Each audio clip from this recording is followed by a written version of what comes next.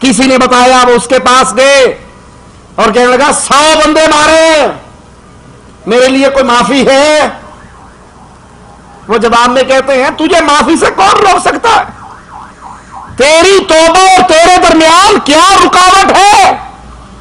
تو اللہ سے معافی مانگ، شرط یہ ہے اس گناہوں والی بستی کو چھوڑ دے، نیک لوگوں کی بستی میں چلا جا۔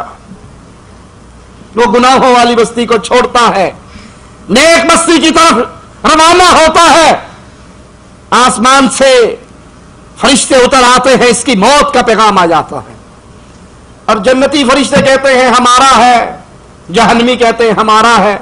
جنتی کہتے ہیں توبہ کرنے کے لیے نکلا ہے، نیک بستی میں جانے کے لیے، اللہ کی عبادت کے لیے، معافیوں کے لیے نکلا ہے۔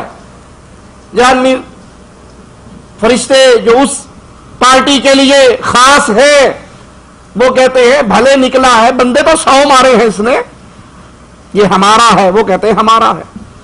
اللہ نے ایک فرشتے کو بھیجا، دونوں گروہوں نے اپنا فیصلہ اس کے سامنے رکھا، اپنا مقدمہ اس کے سامنے رکھا، یہ کر کے چلا، یہ کر کے چلا۔ اس نے فیصلہ کیا پیمائش کر لو، نیک بستی اگر نزدیک ہے تو جنتی فرشتے لے جائیں، اور اگر نیک بستی نزدیک نہیں، گناہوں والی بستی نزدیک ہے تو جہنم والے فرشتے لے جائیں۔ جب اس بندے کو پتا لگا کہ میری موت کا وقت آ گیا، یہ گرتے گرتے ہوئے بھی گھسٹ کے نیک بستی کی طرف سینے کے بل کھسک کے آگے ہوا۔ اللہ کو اپنے بندے پر رحم آیا، جو بستی گناہوں والی تھی مالک نے اس کو دور کر دیا، جو نیکی والی تھی اس کو قریب کر دیا۔ فرشتے اٹھا کر اس کو اپنی جنتوں میں، اللہ کی جنتوں میں لے گئے۔ تو لوگوں، ان لوگوں کی طرح اپنی سیرت بناؤ، اگر غلطی ہو جائے، گناہ ہو جائے، اور گناہ سے بچ کون سکتا ہے؟ گناہ سے بچ کون سکتا ہے؟ ہمارا تو بال بال گناہوں میں جکڑا ہوا، بال بال خطاؤں میں جکڑا ہوا، لیکن ان گناہوں کو اپنی عادت نہ بنائیے۔ گناہ پر ندامت، شرمندگی، اللہ سے حیا، اور پھر اللہ سے معافیوں کے سوال کیجئے۔ اللہ ہمیں ان نیک لوگوں میں شامل فرمائے جو گناہوں پر اللہ سے معافی مانگتے ہیں، اور اللہ ہمارے ساتھ بھی وہی سلوک کرے کہ ہماری زندگی کی خطاؤں کو معاف فرما دے۔ اقول قولی ھذا واستغفر اللہ لی ولکم ولسائر المسلمین فاستغفروہ انہ ھو الغفور الرحیم۔ السلام علیکم ورحمۃ اللہ وبرکاتہ۔ نحمده ونصلي على رسوله الكريم۔ اعوذ باللہ من الشیطان الرجیم۔ بسم اللہ الرحمن الرحیم۔ قل هو اللہ احد اللہ الصمد لم یلد ولم یولد ولم یکن له کفوا احد۔ خوش نصیب ہے وہ انسان جسے اپنی غلطی پر ندامت ہو، جو اپنی خطا پر اصرار نہ کرے بلکہ مالک کے دروازے کے سامنے جھک جائے، اللہ کے سامنے اپنی خطا کا اعتراف کرے، اس سے معافی مانگے، کیونکہ مالک وہ رحمان اور رحیم ذات ہے جو گناہ گاروں کے گناہوں کو معاف کر دیتی ہے۔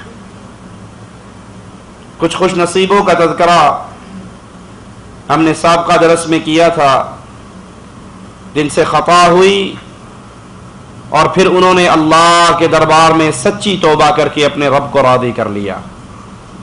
اسی سلسلے کو آگے چلاتے ہیں۔ سیدنا کعب بن مالک رضی اللہ عنہ وارضاہ فرماتے ہیں کہ جتنے بھی غزوات ہوئے سوائے بدر اور تبوک کے میں کسی غزوے سے پیچھے نہ رہا۔ ہر غزوے میں رسول اللہ صلی اللہ علیہ وسلم کا ساتھی، آپ کے دفاع میں لڑنے والا، آپ کا ساتھ نبھانے والا۔ لیکن جب تبوک کا موقع آیا، امام الانبیاء علیہ الصلاۃ والسلام جنگ کے سفر پہ نکلتے ہوئے اپنی منزل کسی کو بتایا نہیں کرتے تھے جنگی اصولوں کے مطابق، لیکن یہ تبوک کا سفر بھی طویل، गर्मी भी शदीद, इसलिए आप अलैहिस्सलातु वस्सलाम ने अपने सहाबा को बयान कर दिया कि हमारी मंजिल तबूक है, रास्ते के लिए सामान तैयार कर लो, सवारी तैयार कर लो, सफर शदीद है, सऊबतें बहुत ज्यादा है।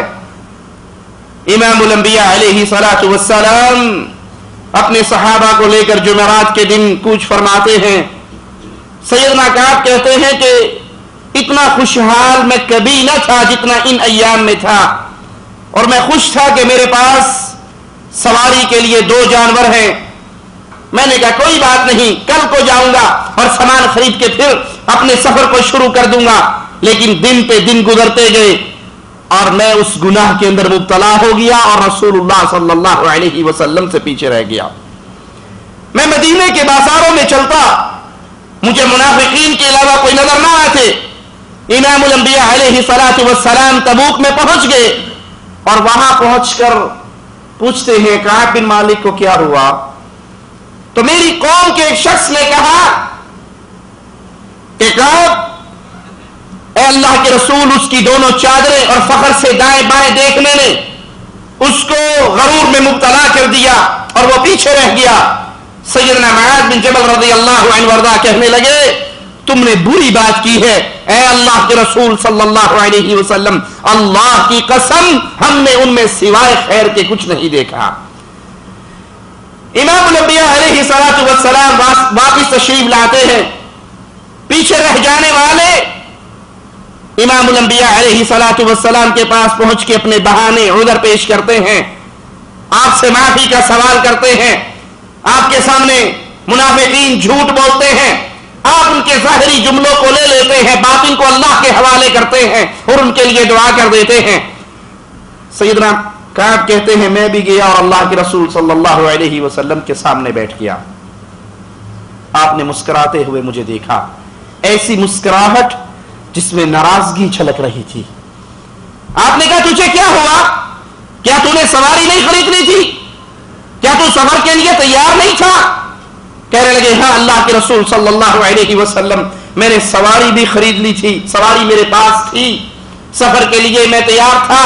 ऐ अल्लाह के हबीब अलैहिस्सलातु वस्सलाम, अगर मैं आपके अलावा किसी और के सामने बैठता, मैं भी उसको बहाने सुना देता, अपने पास से बातें बना लेता, लेकिन मैं जानता हूं अल्लाह के हबीब अलैहिस्सलातु वस्सलाम, मैं आपके सामने झूठ नहीं बोल सकता, और अगर झूठ बोलूंगा तो अल्लाह आपको वही करके बता देगा। इतना खुशहाल मैं कभी नहीं था जितना मैं इस मौके पर था। इमामुल अंबिया अलैहिस्सलातु वस्सलाम ने फरमाया इसने सच्ची बात की है, उठ जाओ यहां तक कि अल्लाह तुम्हारे बारे में कोई हुक्म नाज़िल करे।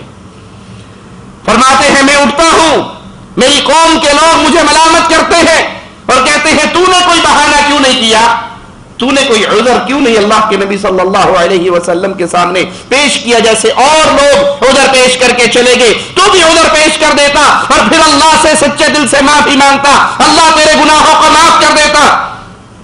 कहा मेरे दिल में भी ये बात आई कि मैं वापस जाऊं, कोई बहाना तलाश दूं, कोई बात कर दूं। मैंने पूछा क्या जिस तरह का बयान मैंने दिया है क्या किसी और ने भी ये बयान दिया? कहा हाँ तेरे अलावा 2 और है, हिलाल बिन उमैया और मुरारा बिन रबी, इन दोनों ने भी यही बात की है जो तूने की। तो कहा उन दोनों का नाम सुन के मैं अपने मौक़िफ़ पे डट गया, ये दोनों बदरी सहाबी थे। मैंने कहा अल्लाह की कसम मैं अपने बयान को नहीं बदलूंगा। इमामुल अंबिया अलैहिस्सलातु वस्सलाम ने हम तीनों के साथ लोगों को मना कर दिया कोई इनसे कलाम न करे। हम बाजारों में जाते, कोई हमारे सलाम का जवाब न देता, हमसे बात न करता। जमीन खुली होने के बावजूद हमारे लिए तंग हो गई। मैं मस्जिद में जाता, रसूलुल्लाह सल्लल्लाहु अलैहि वसल्लम को सलाम कहता और फिर तवज्जो करता आपके मुबारक चेहरे की तरफ कि आपने दिल ही दिल में जवाब दिया है या नहीं। मैं नमाज पढ़ता, जब नमाज पढ़ता तो रसूलुल्लाह सल्लल्लाहु अलैहि वसल्लम मेरी तरफ देखते, और जब नमाज के बाद मैं इमामुल अंबिया अलैहिस्सलातु वस्सलाम के मुबारक चेहरे की तरफ देखता तो इमामुल अंबिया अलैहिस्सलातु वस्सलाम अपने चेहरे और नजर को फेर लेते। मेरे दोनों साथी रोते, मैं भी रोता, लेकिन मैं उनसे ज्यादा बहादुर था। मैं लोगों से मिलता, बाजारों में जाता, मस्जिद में आता, नबी को सलाम कहता, आपके साथ नमाज़ें पढ़ता। ये आजमाइश तो चल ही रही थी کہ ایک دن بازار کے اندر ایک انسان میرے نام کا سوال کرتا ہوا پوچھتا ہے کاٹ کو کون جانتا ہے, اس سے میری ملاقات کون کروائے گا؟ لوگوں نے کہا وہ ہے. وہ میرے پاس آتا ہے اور ایک عیسائی بادشاہ کا خط میرے حوالے کرتا ہے, جس عیسائی بادشاہ نے لکھا کہ تم تو اپنے قوم کے بڑے اچھے انسان, بڑے عزت دار, بڑے بہادر, تمہارے نبی نے تمہارے ساتھ جفا کی ہے, آؤ ہمارے پاس آ جاؤ, ہم عزت بھی دیں گے, مقام بھی دیں گے, دولت بھی دیں گے. میں نے کہا استغفر اللہ, یہ اللہ کی طرف سے ایک اور آزمائش, یہ میرے ایمان کے اوپر حملہ کرنا چاہتا ہے, یہ ایک اور آزمائش ہے. میں نے اس کے خط کو لیا اور جلتی ہوئی آگ کے اندر پھینک دیا. امام الانبیاء علیہ الصلوۃ والسلام نے اپنے صحابہ کو منع کر دیا تھا, کوئی ہم سے کلام کرنے والا نہیں تھا. کہا ایک دن میں ابو قتادہ جو میرے چچیرے بھائی بھی ہیں ان کے باغ میں جاتا ہوں, دیوار پھلان کے باغ میں داخل ہوتا ہوں اور اس سے کہتا ہوں میں تجھے اللہ کی قسم دے کر پوچھتا ہوں کیا تو نہیں جانتا میں اللہ سے محبت کرتا ہوں, میں رسول اللہ سے محبت کرتا ہوں صلی اللہ علیہ وسلم. کہا میرا بھائی خاموش رہا. میں نے پھر پوچھا, وہ پھر خاموش رہا. میں نے پھر کہا میں تجھے اللہ کا نام دے کر پوچھتا ہوں, میرے سوال کا جواب دو, کیا تو نہیں جانتا میں اللہ سے محبت کرتا ہوں, رسول اللہ سے محبت کرتا ہوں صلی اللہ علیہ وسلم. تو میرے اس بھائی نے کیا کہا کہ اللہ اور اس کا رسول بہتر جانتا ہے. اس کی اس بات کی تصدیق نہیں کی بلکہ کہا اللہ اور اس کا رسول بہتر جانتا ہے. کہا یہ میرا بڑا پیارا بھائی, بڑا قریبی دوست تھا. اس کے اس جواب کو سن کر میں روتے ہوئے باغ سے باہر نکل آیا. جس دن سے اللہ کے نبی علیہ الصلوۃ والسلام نے باقی صحابہ کو ہم سے کلام کرنے سے منع کیا, یہ 50ویں رات تھی. میں نے چھت پر فجر کی نماز ادا کی اور میں چھت پر ہی بیٹھ گیا, اپنے اللہ سے معافی مانگ رہا ہوں, اللہ کے سامنے رو رہا ہوں, اپنے گناہ کا اقرار کر رہا ہوں, اللہ سے معافی کا سوال کر رہا ہوں. اور کیفیت یہ ہے اللہ کی زمین بڑی وسیع ہے لیکن میرے لیے تنگ ہو گئی, نہ کوئی مجھ سے کلام کرنے والا ہے, نہ کوئی مجھ سے بات کرنے والا. بلکہ امام الانبیاء علیہ الصلوۃ والسلام نے یہاں تک پیغام بھیجا کہ اپنی بیویوں کو اپنے آپ سے الگ کر دو. تو میں نے کہا اللہ کے نبی کیا اپنی بیوی کو طلاق دے دوں؟ پیغام لانے والے نے کہا نہیں, طلاق دینے کا حکم نہیں, لیکن اپنے بستروں سے الگ کر دو, اپنے آپ سے جدا کر دو. میں اپنے گھر کی چھت پہ 50واں دن ہے, 50ویں رات تھی, فجر کی نماز پڑھ کے میں اپنے گھر کی چھت پہ بیٹھ گیا. اچانک ایک پہاڑی کے اوپر ایک شخص نے کھڑے ہو کر آواز لگائی, کہا تجھے مبارک ہو. ابھی میں نے صرف اتنا ہی سنا تھا, میں فوراً سجدے کے اندر گر گیا اور مجھے یقین ہو گیا اللہ نے میری توبہ کو قبول کر کے معاف کر دیا ہے. پیغام لانے والا لایا, میں نے جو اپنے کپڑے پہنے ہوئے تھے وہ کپڑے اس کو انعام کے طور پہ, ہدیے کے طور پہ دے دیے, اور دوسرے کپڑے پہن کر میں رسول اللہ صلی اللہ علیہ وسلم کے پاس پہنچا. آپ کا چہرہ پھول کی طرح کھلا ہوا, مسکراتا ہوا پیارا مکھڑا. کہنے لگے کہ تجھے ایسے دن کی مبارک ہو, ایسے دن کی تجھے خوشخبری ہو جو ان تمام دنوں سے بہتر تھا تیری زندگی کے جو گزار چکا ہے. جب سے تیری ماں نے تجھے جنم دیا ہے ایسا دن تیرے اوپر نہیں آیا جیسا دن آج آیا ہے. اللہ نے تیرے گناہ کو معاف کر دیا ہے. پھر امام الانبیاء علیہ الصلوۃ والسلام قرآن حکیم کی آیات کی تلاوت فرماتے ہیں, لقد تاب اللہ علی النبی والمہاجرین والانصار الذین اتبعوه فی ساعة العسرة من بعد ما كاد يزيغ قلوب فريق منهم ثم تاب عليهم انه بهم رؤوف رحیم.